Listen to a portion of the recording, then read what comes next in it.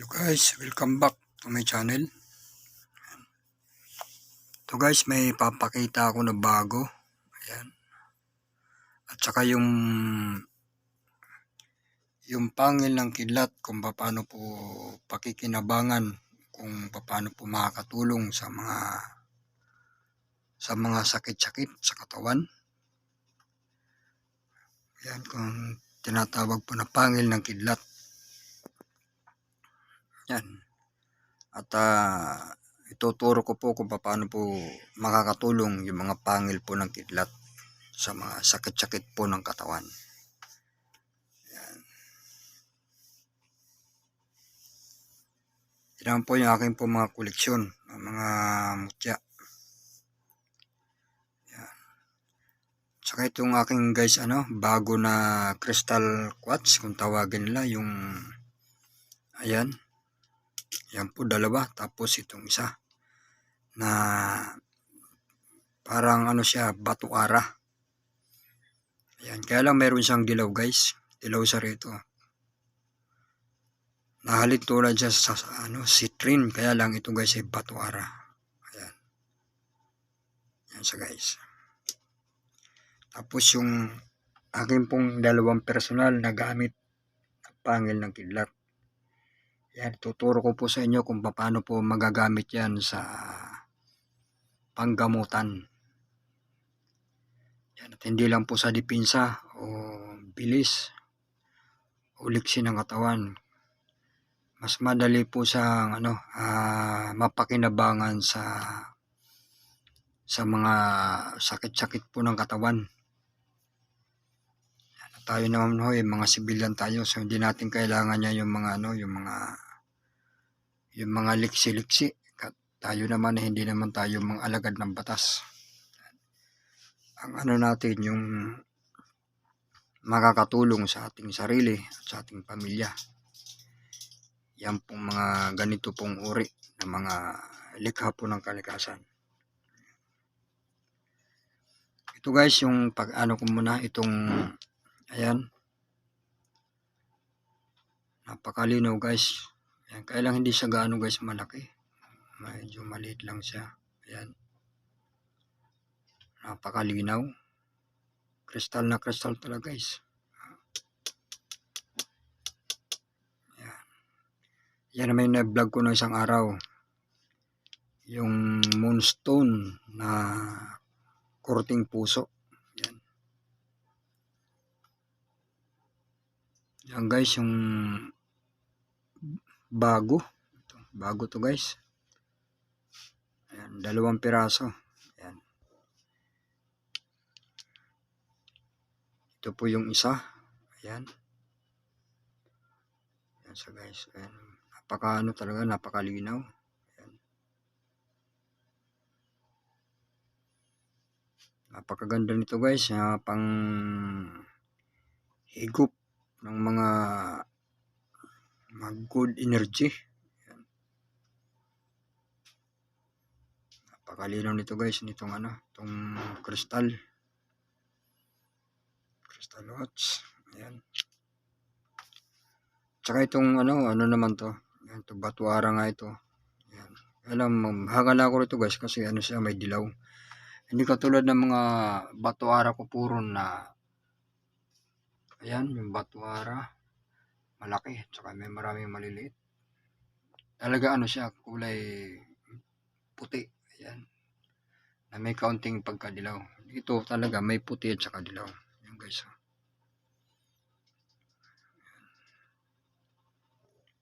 Dagdag koleksyon ito guys. Ayan.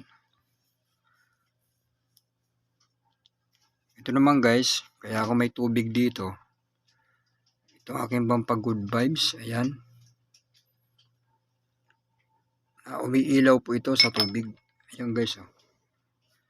Umiilaw sa tubig. 3 po yan na aking pong mga, ayan. Kapag linubog po sa tubig ay umiilaw. Ayan. Kung anong hiwaga po nitong singsing na to guys. Itong granite stone. Ayan. Ayan guys, liwanag. Talagang umiilaw talaga guys. Ayan.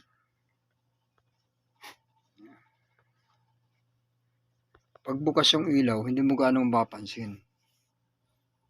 Pero pagka inop mo yung ilaw, ayan guys, yung ano niya, yung ilaw niya. So, tingnan muna na, ibabad muna natin sa dyan kung hanggang saan talaga yung kanyang pag ilaw. Hanggang matapos yung itong aking ginagawa. Yan. Ito naman guys, isa rin itong umiilaw. Yan. Yan naman, ano naman po ito. Luminous stone. Kapag sila po nasisinagan, umiilaw po sila. Ayan. Maliwanag po sila sa dilim kapag sila po naanohan po ng liwanag. Yan guys, mix slap pa. Yan po yung aking pong personal na gamit. Personal ko pong gamit yan. Yan ko mix slap. Yan. Ito po yun Yan po yung personal kong gamit. Maraming parang sima. Ayan.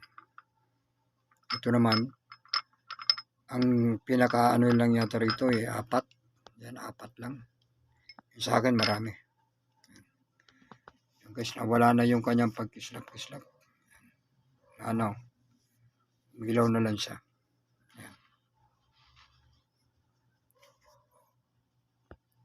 Yan. Ito guys yung ito yung ayan, ito po personal ko po ito Ayan. Ito yung ginagamit ko talaga, tested talaga ito guys. Gamit sa pamilya ko at saka sa aking mga kamag-anak. Itong mga pangil ng kidlat. Mga ano yun guys, mga magnetic. Malalakas po ng mga magnet na mga yan. Ito guys, kaya ko to muling pinakita. Itong pangil na kidlat, kung paano ito makakatulong. Halimbawa po masakit po yung talampakan, masakit yung binti, masakit yung hita, masakit yung balakang, masakit yung likod, masakit yung ulo, yan. Masakit ang ngipin, yan. Yan guys ay nakakatulong ito na pangil po ng kidlat. Yan. Ito po binabasa lang po ito pinapahiram po ito ng langis. Yan. At kapag napahiram na po ito ng langis, halimbawa po ito po yung likod. Yan. Ito po ang likod. Kung saan po ang pinaka masakit, yung pinaka sentro. Pag ito napahiram na po ng langis, doon nyo po itutusok. Halimbawa, ito po yung masakit, itong may puti na to. Ayan. Doon nyo po sa itutusok ng ganyan sentro. Ayan. Ayan, dumulas na. Sentro po ang pagkakatusok doon sa masakit. At orasan nyo po siya ng 2 minuto. Ayan, 2 minuto po ang itatagal ng pagtusok nito. Doon po sa part na masakit sa katawan. Ayan. At pagkatapos po ng 2 minuto, inyo na po tatanggalin sa pagkakatusok. Ayan. Conforme po kung hanggang saan po ang inyong kayang sakit. Sapagkat ito po ay masakit, dapat kasi ito po ay matulis. Matutulis po yan. So pagka masyado pong madiin, yan po ay masakit. So hanggang kung saan po ang kaya nyo na baon, hanggang doon lang po para hindi po kayong gaano makaramdam ng sakit. Parehas lang naman po yan, madiin at saka hindi. Maalis po yung mga sakit o kirot. Yan. Tested po yan dahil ako po mismo sa akin pong pamilya. Yan po yung ginagamit ng mga panggamutan. Halimbawa po sa sakit po ng ulo, masakit po yung yan sa sentido po natin pong ulo kung saan po pinakamasakit. Doon nyo po itutusok. Ito pong pangil ng kidlat. At papahiran nyo po muna ng langis bago nyo tusok. 2 minuto lang. Maramdaman nyo pag ito tinanggal nyo dun sa pagkakatusok, unti-unti pong nawawala. yung kirot na inyo po naramdaman. Yan po yung benepisyo po nito, itong pangil po ng kidlat. Sapagkat ito nga po yung sinasabi na proteksyon sa sarili. Halimbawa po yung bang liksi, bilis, yung mga ganon. Kaya lang guys, hindi naman natin maramdaman yun, yung ganon. Kasi ano naman tayo, hindi naman tayo nangihina. Ibig sabihin tayo naman kumakain. So yung lakas natin pagramdam nandoon. So hindi siya nawawala. So, hindi rin naman doon natin guys matitesting kung ito'y talagang mabisa sa pakikipaglaban, sapagkat tayo naman ay mga sibilyan. Hindi naman tayo mga alagad ng batas para matesting natin to. So ang testing natin ito guys na makakatulong sa atin, yung mga makakatulong sa mga sakit, yan, mga kirot-kirot, yung mga lamig-lamig, yan. Kayang-kaya po nitong tanggalin guys, pati sakit ng ulo, sakit ng ipin. Yan, sapagkat tested po yan. Yan po yung paggamit po nito ng pangil po ng kidlat. Itutusok nyo lang po ng 2 minuto doon po sa masakit. Yan. At pagka lipas po 2 minuto, tanggalin nyo. Maramdaman nyo po na unti-unti pong nawawala po yung sakit. Yan po yung tulong po nito sa tao. Ito pong pangil ng kidlat. Sa mga naniniwala lang po. Sa mga hindi po naniniwala, marami naman pong gamot na pang-remedy. Yan. Kaya lang guys, ito, maganda yung ganito. Kasi ito guys, kahit saan tayo alis ng bahay, lagi natin halimbawa sa mga ganito, may mga tanga na naniniwala po sa mga ganitong bagay. Lagi po natin dala-dala. So, anytime, pwede po magamit. Hindi katulad po ng mga gamot. Kung saan lang po tayo makakita na may nagtitinda, doon lang po tayo makakabili. Ito, pag tayo alis ng bahay, alam natin na makakatulong sa atin to, hindi natin makakalimutan. Talagang dadalhin. Ikwintas man o lagay sa bag. So, malaking tulong po ito na panggamutan. Lalo na po sa mga nagtatrabaho. Madali pong panglunas sa mga sakit-sakit na naramdaman. Yan po yung ano niyan, yung benepisyo po kung paano po gamitin ito sa panggamutan. Yan. Makakatulong.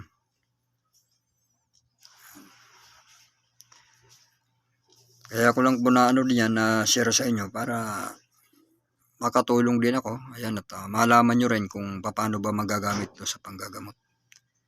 Yan, tulad po na sinabi ko kanina, yun, may tinutusok lang po itong 2 minuto dun sa pinakamasakit na parte ng katawan. Pantanggal po sa mga lamig-lamig, tsaka sakit ng ulo, sakit ng ipin.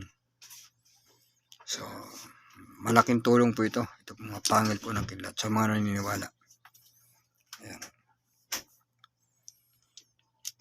Yan naman guys yung may share ko sa inyo. Para naman makatulong tayo. Siguro yung mga orasyon ko, na aking mga iniingatan, siguro hindi pa panahon para may share ko sa inyo. At para may pamahagi. Ayan. Siguro darating din ang panahon na yung aking mga iniingat-ingatan ng mga orasyon na gamit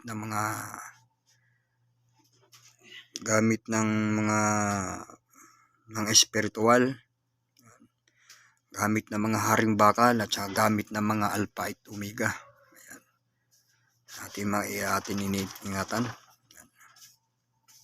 Siguro darating din ang panahon na may share ko rin po sa inyo. May babahagi yung mga orasyon. Yan guys, may ilaw-ilaw pa rin, Yan, isa naman ang kumikislap. Yan. Talagang hindi talaga guys nagbabago. Ayan, isa naman ang kumikislap, yung ginagamit ko, ayan, permanente naman siya. Ayan, napakaliwanag guys, oh. Talagang pulang-pula talaga. Ayan. Kitang-kita guys yung pagkislap nyo.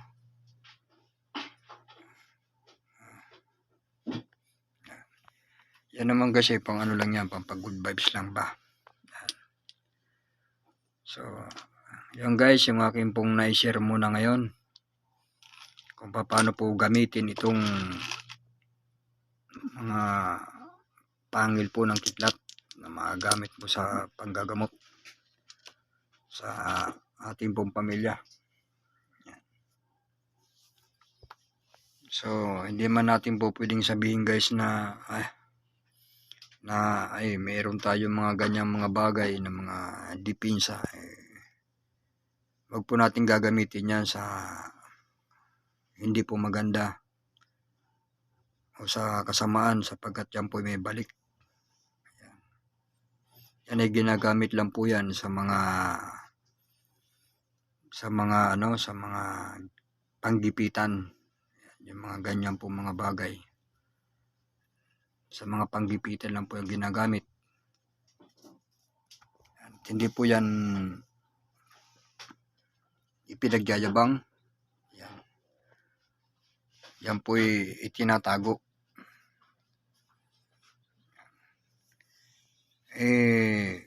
Tulad do sa amin, tulad sa akin, na vlogger, itong mga ganitong mga bagay, kailangan po namin sabihin para makatulong po sa tao. Yan. At yan naman ano naman yan, sabi nga yan naman personal ko naman yan. Hindi naman tayo nagbibinta o wholesaler o retailer na mga ganyang mga klaseng ano. Yan mga koleksyon po yan. Sabi nga yan mga bayad na. So, yan mga koleksyon. So, ano lang naman yung guys, share ko lang para makatulong sa mga panggagamot sa sarili. Yan. So guys, yung munang mapakita ko po muna ngayon. Yan. So yan guys, muna ang paano ko ngayon mapakita. Yan. Ito naman yung mga bayo ko, mga koleksyon ko. Yan. Ano sila guys, dry. Ganyan ang kulay nila guys pagkatuyo. Pero pag ito po nabasa ng tubig, ang ganda po ng kulay niya. Yan guys. Yan.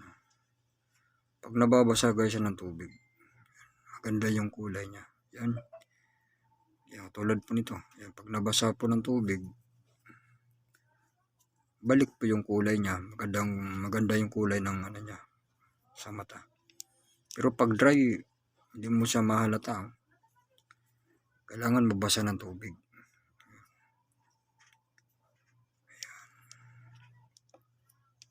Yan guys, mga bayo ko na mga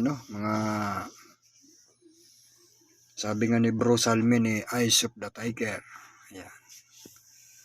Meron yung mga maliliit po niyan. Ayun ang dami. Yan yung mga maliliit. Ayan.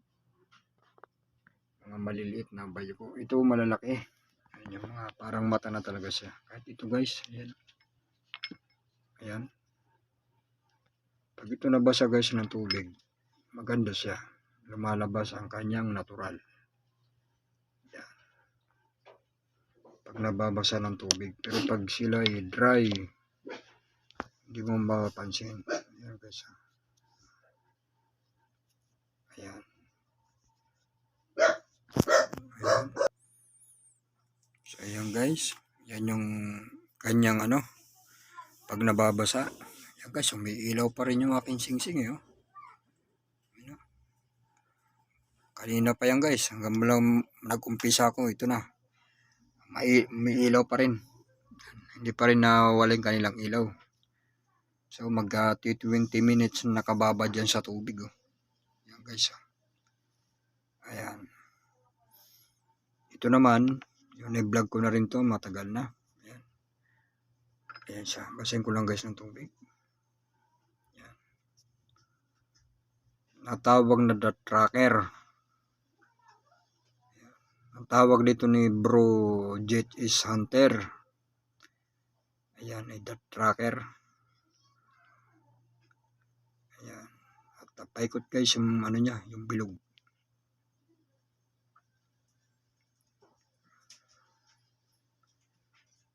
Yung kanyang mga guhit guys, paikot. Ayan. Talaga walang putol. Ito ginagamit po ito ng mga antingero sa part of Mindanao. Ito pong batong ito. Ito po yung ginagamit ng mga ilaga doon sa parting Mindanao. Ito pong bato.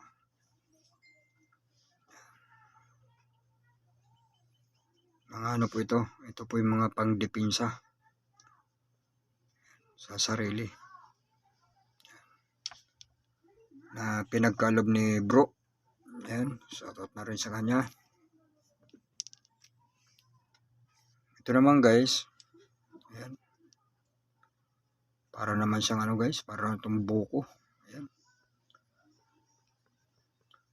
Para siyang buwa, kaya lang ano ito guys, medyo hindi siya bilog, palapad, buko. Ayan. Basta nga ito guys ng tubig kasi dry eh. Ayan. Puting-puti talaga guys. Itong ano. Ayan. Puting-puti siya. Ayan. Parang ano po siya ng nyug. Yung buko ba? Ayan. Kaya lang hindi po siya bilog talaga. Pero yung kanyang pagkaputi guys. Ayan. Kala mo buko eh. Ayan. Nag-iisa lang din po yan. Aking alaga. Kasi yun po yung aking pong ano. Yan po yung buwa. Ito talaga yung buwa guys. Yan. Ito talagang buwa. Oh. Yan. Yan talagang buwa. Talagang pabilog at saka may guhit-guhit. Yan ganyan. Oh. May, para may mga guhit-guhit. Kasi ang buwa guys may mga guhit-guhit yun eh. Yung sa loob ng nyug ng mga ginagata. Pagka medyo matanda na. Ibig sabihin eh. Hinog na. May mga guhit-guhit. Parang ganyan guhit-guhit. Ito. Wala talaga guys, talagang makinis. Pero ito guys, kumukulo ito sa suka o kalamansi. Pag ito po ilinalagay. Yan. Nag-iisa lang din po yan. Sa dami po ng mga bato na yan. Yan, napakarami. Wala po siyang katulad. Yan. Nag-iisa lang po yan ng mga koleksyon, mga piling-pili. Yan. Ito naman yung aking batong alog. Yan, mga alog po yan. 7 chakra. Tapos yung tiger eyes. Yan. Tapos itong iba. Hindi po kasama ito. Ayan, hindi po kasama yan. Inhaler po yan. Nag-advertise pa talaga naman. Oh. Ayan, yung mga, ayan, yung moonstone, luya, tsaka sibuyas, ayan. Tapos yung mga umo. Ayan, aking mga umo. Tapos mutya po ng tubig, mutya ng kulog, gumamila silis, 10 elements. Ayan, mga mutya po ng langgam. Ayan. Tapos ito po yung nadagdag dyan. Ito, yan po yung nadagdag. Yung dalawa pong crystal quartz, yan, kung tawagin nila. Ayan, 2 piraso. At saka itong bato ara, ayan, meron man akong malaki ron. So, dadagdag lang po siya. Mainam din po yan. Mga crystallized na mga bato. Ito naman yung aking agate. Yan. Alampasan guys.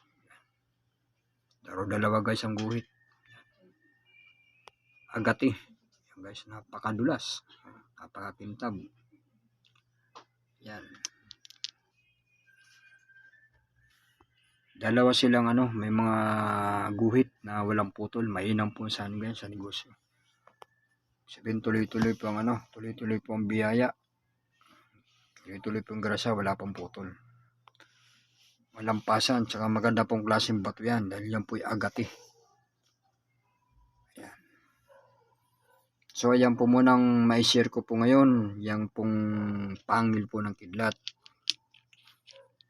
Kung paano po ito ginagamit na panggamutan para madali po mapakinabangan.